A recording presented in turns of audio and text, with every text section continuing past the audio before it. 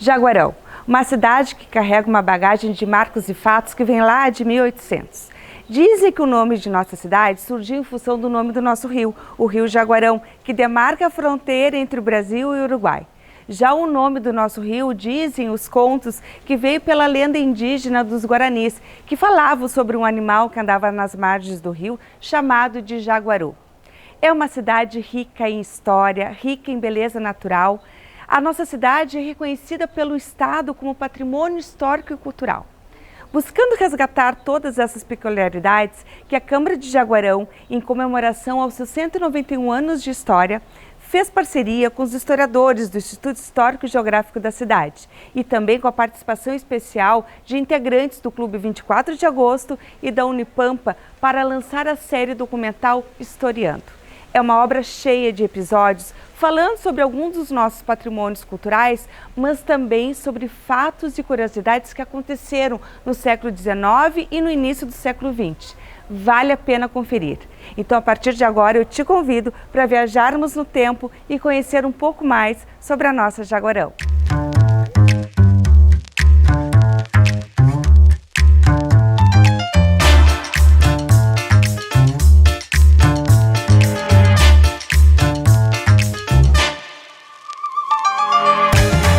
Episódio de hoje, historiando sobre o Instituto Histórico e Geográfico de Jaguarão. A ideia de criar esta entidade Jaguarão surgiu no ano de 1964, quando aqui chegou o senhor Rui Antônio Silva Costa, proveniente de Porto Alegre, que já havia tido experiências em outras localidades da existência de entidades similares.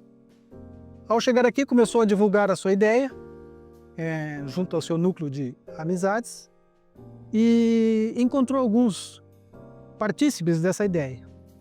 E a ideia foi sendo elaborada, lapidada, com reuniões realizadas em sua própria residência. E dentre essas pessoas que participavam das reuniões estavam Léo Santos Brum, Almiro de Lima Pilma e Maria Carlota Mirapalheta, que até hoje integra o nosso instituto. E a ideia foi sendo elaborada, aprimorada, até que um dado dia o seu Rui enviou uma carta para o então prefeito municipal, Dr. Rubens Gonçalves Marques, lançando essa semente para ver se ela germinava. Eu vou ler agora aqui um trecho da carta que o senhor Rui enviou ao prefeito. Senhor prefeito municipal, de longa data apaixonado cultor da história e da geografia e de suas ciências auxiliares, vale-me do presente para sugerir a vossa senhoria a fundação em nossa cidade de um Instituto Histórico e Geográfico, a exemplo do que vem ocorrendo nas principais cidades do estado. Jaguarão, cidade heróica, tão rica de tradições gloriosas e berço de tantos varões insígnes, não pode permanecer indiferente ao culto que lhe é devido. Então, essa carta foi recebida pelo senhor prefeito e, de pronto, ele simpatizou com a ideia. Essa carta foi enviada no dia 3 de junho de 1966 e no dia 6 de julho, um mês e 13 dias depois, o senhor prefeito levou a ideia à Câmara de Vereadores. E essa ideia tramitou junto aos representantes da Câmara e no dia 15 já deu o parecer favorável para a criação então do Instituto Histórico. E no dia 19 de julho de 1966, a Câmara aprovou a lei número 725, que criou o Instituto Histórico e Geográfico de Jaguarão. O primeiro instituto a ser criado por uma lei no Rio Grande do Sul. Logo após, houve um interregno de mais ou menos 3, 4 meses, e efetivamente o Instituto foi criado no dia 23 de novembro, fundado 23 de novembro de 1966, no dia em que Jaguarão estava comemorando 111 anos. Essa inauguração ocorreu num prédio cedido pela Prefeitura, na rua 20 de setembro, número 348, que até hoje pertence ao município. E durante a inauguração do Instituto, o senhor prefeito municipal leu um discurso e, dentre as palavras do discurso, constam as seguintes.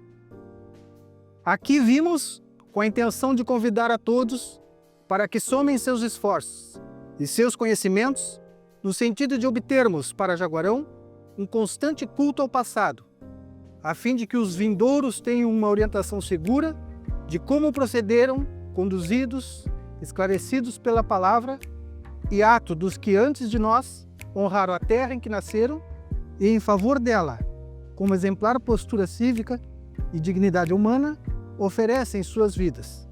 Assim esperamos, por aceitarmos a afirmativa de que a história é a mestra da vida. Então, com essas belas palavras, o Dr. Rubens ratificou então a criação do nosso instituto. Inicialmente ele funcionou nas instalações cedidas pelo Círculo Operário, mas logo em seguida percebeu-se que as instalações não eram muito apropriadas, visto que a gama de utensílios e doações que estavam sendo feitas ao Instituto não comportava, o ambiente não comportava isso aí. E alguns dias depois se transferiu então para o local onde tinha ocorrido a inauguração, o prédio na rua 20 de setembro 348. E lá permaneceu até o ano de 1973. Nesse ano de 1973, houve um acordo para que o Instituto Histórico fosse transferido para essas instalações que ocupamos hoje, cedidas pelo então Partido Libertador. Na verdade, eu vou fazer um parêntese aqui a respeito desse prédio. O Partido Libertador surgiu no Brasil na década de 20 e depois, durante a Era Vargas, os partidos foram extintos e ele ressurgiu então após a ditadura Vargas. E aqui em Jaguarão se estabeleceu entre os anos de 1951 e 53. O senhor Mário Pereira Bretanha cedeu esse terreno, onde foi construído o prédio do Partido Libertador. Com o advento do movimento de 1964, os partidos voltaram a ser extintos, com o ato institucional número 2, e com o temor de perderem o patrimônio, perderem o prédio, se criou então uma associação fictícia, vamos dizer assim, denominada Graciliano Jerônimo de Souza, que foi um prefeito que governou o Jaguarão entre 1947 e 1951. E essa instituição então cedeu as instalações para que o Instituto Histórico ocupasse.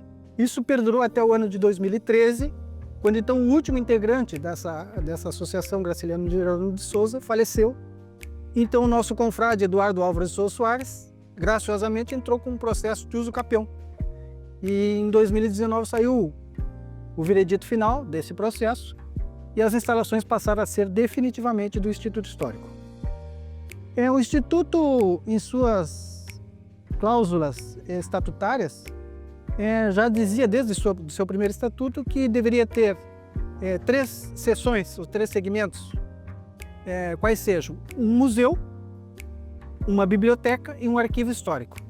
Essas instalações que estamos aqui é o museu, e recebeu o nome de Museu Alfredo Varela,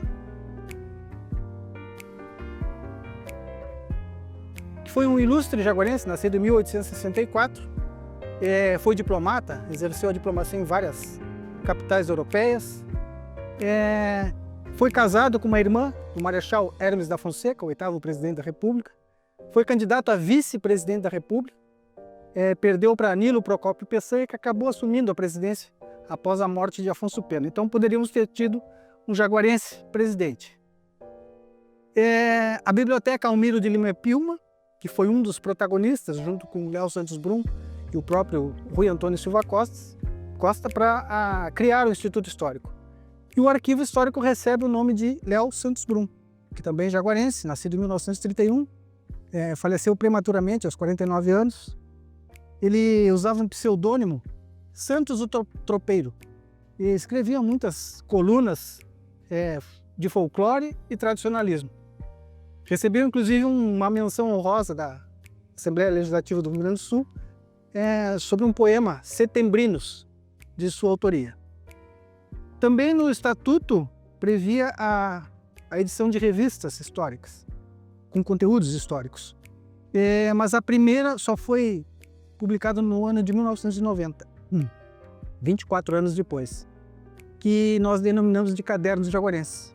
E desde então, 8 anos depois, em 1998, foi publicada a segunda edição, e a partir do ano de 2006, nós conseguimos manter uma regularidade para publicarmos uma a cada ano, pelo menos.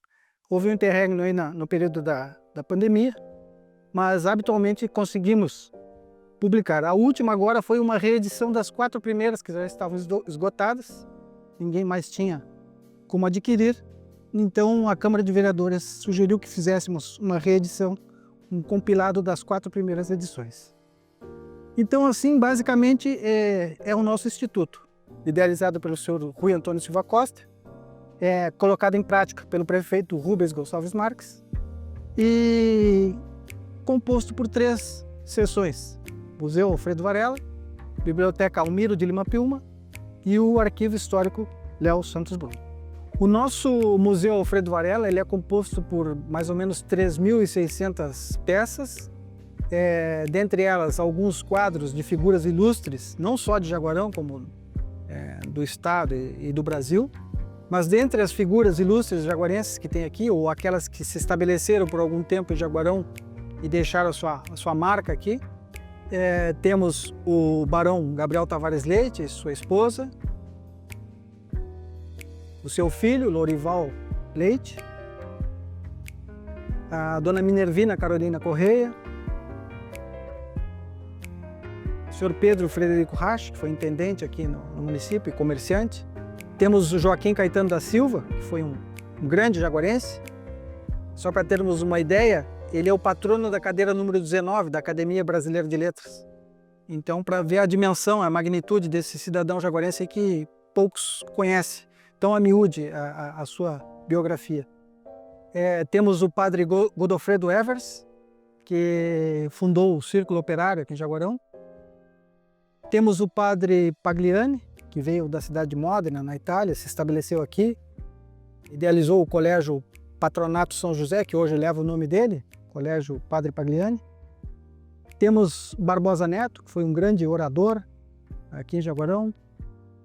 Temos uma foto do Manuel Pereira Vargas, foi o grande líder, o protagonista da expulsão dos orientais quando invadiram aqui Jaguarão em 27 de janeiro de 1865.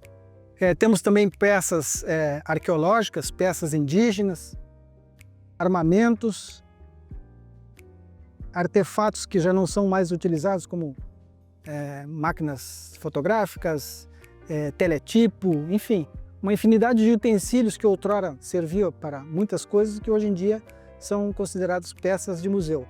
Em nossa biblioteca temos mais ou menos 5.500 obras de diversos tipos, diversos gêneros. Temos mais uma quantidade expressiva de livros que não estão catalogados nem organizados porque nos falta espaço, mas estão guarnecidos. Um dia, se Deus quiser, teremos condições de organizá-los. E temos o arquivo histórico. Esse arquivo histórico constam fotografias, constam mapas, constam documentos, leis, enfim, uma infinidade um manancial muito grande de coisas históricas que subsidiam vários trabalhos aí, tantos trabalhos nossos como trabalhos dos universitários de graduação, pós-graduação, enfim. Uma grande quantidade de alunos da Unipampa, por exemplo, frequentam habitualmente o nosso instituto aqui com esse objetivo. E o manancial de conhecimento aqui é praticamente inesgotável. Para termos uma ideia, temos jornais de 1855 até hoje. Todos os jornais publicados de Jaguarão estão armazenados aqui. Para finalizar, eu vou proferir aqui uma frase profética do então confrade Cléo Santos Severino, que foi um professor que por muito tempo esteve conosco aqui no Instituto. A principal finalidade desse Instituto é que aqui venham os estudiosos da nossa história e nestas salas mergulhem em suas pesquisas, em seus trabalhos, diria até em sua curiosidade pelas nossas coisas e pela nossa gente. Estaria este Instituto realizado como instituição cultural se aqui viessem diariamente muitas pessoas, estudantes e estudiosos, a esmiuçar todo esse formidável conteúdo de conhecimento e sabedoria. E é exatamente isso que acontece. Presenciamos aqui a vinda de estudantes e de curiosos com muita frequência para fazer uso do nosso manancial de conhecimento aqui em seu proveito.